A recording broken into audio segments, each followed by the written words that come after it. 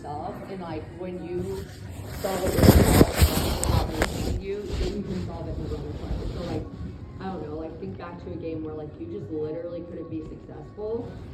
I always have the girls like talk at first to like see what they were seeing, because like there's gonna be defenders that shut you down and you're not gonna understand why the hell they're shutting you down. Like it happens. Like they know how to defend you well.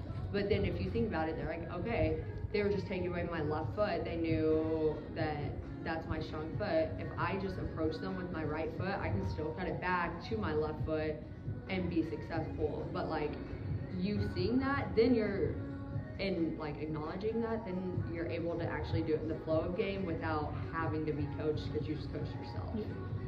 I guess that's how I approach it during like actual like practice and stuff.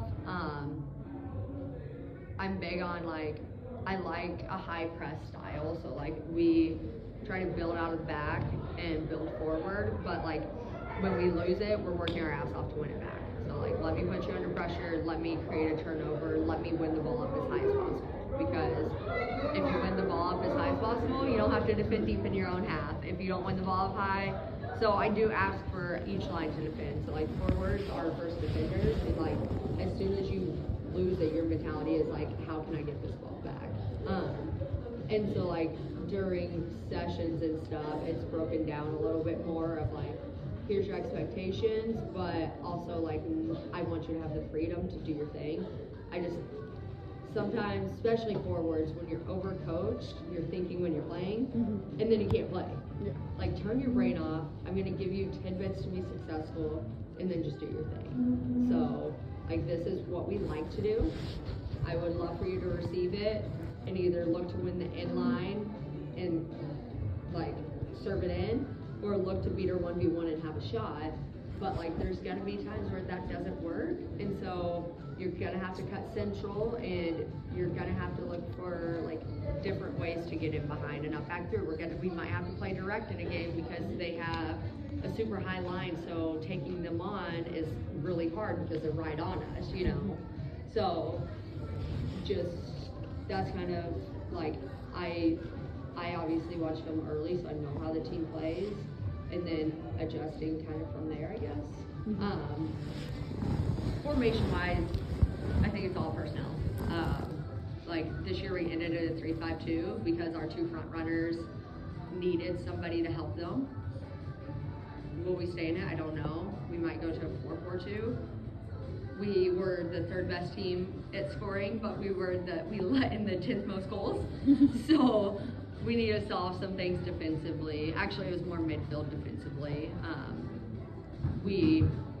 Where we struggled this year was our midfield transition. Like they would get out transitioned, and then there'd be someone at the top of the box, and our back three would not know whether to step or stay. So that's where our goals came from for the most part. But I think it's big on personnel, and like I said, we have such a new team coming in. I don't know what formation we'll play. It's just whatever will shine best in as a unit. Like, for example, if you come in and you're best in a 2-front, then I'll play a 2-front. If you're best in a 4-3-3 as a wide player, like, it's just like working with our personnel. And then, yeah, like, culture-wise, I was talking to you about that. Like, I'm big at, like, we always said 31 is 1, because, like, the 16th best player is kind of your swing player. If they're bought in, they're working their ass off, they want to do anything and everything they can to get on the field, they are pushing the starter, they're either going to A, leapfrog the starter, or B, the starter's going to be like, oh shit, like I got to get better, so everybody's moving this direction, and then you're bringing everybody behind you to move in like a good direction. But like if that person's like, I hate the coach, I hate the girl in front of me, I'm rooting for everybody to lose, like, then half the team goes this way, half the team goes this way, and then you kind of lose control of the team. So like I'm big on everybody buying into what we're doing, everybody supporting each other. Like, don't play for yourself, play for each other. And I I think we did a really good job with that, honestly. Like, I'm proud of our team for that because, like I said, we had a huge ass roster. So by the end of it, especially once we went to the 3-5-2, probably only 16, 17 players were playing. So that means there's 13 kids on the bench, and So this is the pool. It has this lining. Sliding board. She could give you a better tour than I could. And you I don't know have water in anything. the back. But yeah, that's kind of, I guess, my mindset going into everything.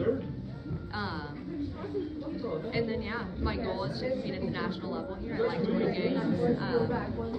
I always want girls to leave enjoying soccer, loving soccer, and having a good experience here. Because like I said, I'm not gonna be the right coach for everybody, and I'm very aware of that.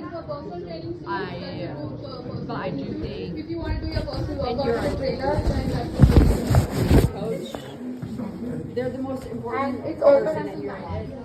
So I try to be very transparent of who I am because, like, I mean, you know, you've gone through the recruiting process. Like, college coaches are shady, and it's a shady process. And you come in thinking one thing, and then you leave getting another thing. And the last thing I want is for you to walk away from your years here and be like, what? Like, this is not what I wanted. And walking away with regrets because, like, you only get to play college soccer once in your life. You only get to play, this will be, like, unless you go overseas or try to play pro ball, like, this is the last time you're playing at a high level.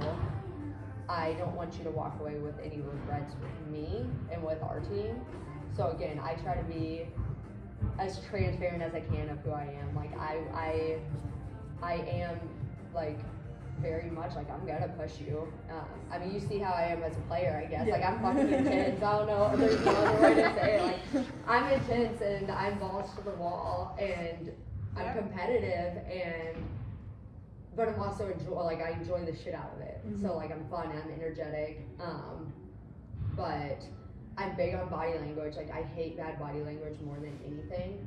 I think I've been a kid with bad body language before, and it's really hard to control, but as soon as, like, I went in and was, like, with the mentality of, like, control the controllables and, like, change my body language and, like, change my mentality to that, my game changed, because, like, if I made a mistake, I dropped my shoulders, I sucked for a hot second, and then all of a sudden I was like, okay, I don't know, I started going in with, like, I'm better than you, I'm gonna work harder than you, I'm gonna play harder than you, so, like, I stopped letting mistakes control the next 5 minutes of my game. And then same thing, like I told you, I rode the bench. I went overseas and I played and I rode the bench, and like at first I was a shitty body language kid and like had a crap attitude, and it impacted me. And it impacted me as a human, and it impacted me as a player, because like I was letting myself lose confidence, and I was letting my role dictate who I was as a player, instead of saying,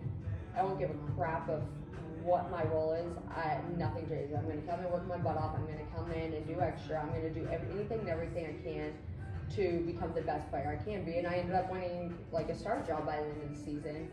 But that was the best thing for me, was having to fix that and be self-aware enough to realize that, like, okay, I'm not the best right now. How can I be the best? And it was humbling, and it was good for me. And so I was actually getting my master's at that time in sports psych, so that would probably come in and ball out. Like, you are going to have days where you can't connect a pass, where you cannot shoot on frame to save your life, but like, you can always work your butt off. So like, I'm huge on work ethic, just because like, at the end of the day, you can't control a lot of soccer, but you can control that. And so like, where that happens is in the hard parts of soccer, and that's the transitions of the game, that's the defending part of the game, that's the winning the ball back part of the game, that's the making a like diagonal run knowing damn well I'm not getting on the ball, but I might be opening up somebody else running.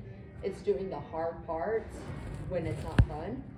And then my other one, so work ethic and attitude. And like I said, I'm big on attitude because I've had the bad attitude, and it did nothing for me. Literally, like, I think back, it did nothing for me. It made the coach not like me more. It made me not like soccer as much. It made my teammates not like me as much. It made me a worse soccer player because I'm constantly in this like crappy state of mind. And so when I flipped that and just like, I'm gonna enjoy soccer, I'm gonna work my ass off, my whole life changed, my whole game changed. And again, like struggling for me was probably the best thing that ever actually happened in my game, because it humbled the hell out of me and it made me overcome my own personal self-doubt. So those are two big ones. Like if you come in and you go through the motions, I'm gonna get pissed off, and I'll ask like, do you want to be here today? If you don't want to be here, you can have the day off, but like we're not gonna come in and we're not gonna go through the motions. And so yeah, I try to be very open and honest about that, because like those are big parts of it to me, because I feel like everybody has just a different gear when they let themselves, you know what I mean? So yeah, any questions on all that? That was a lot of talking, a lot of information. I don't.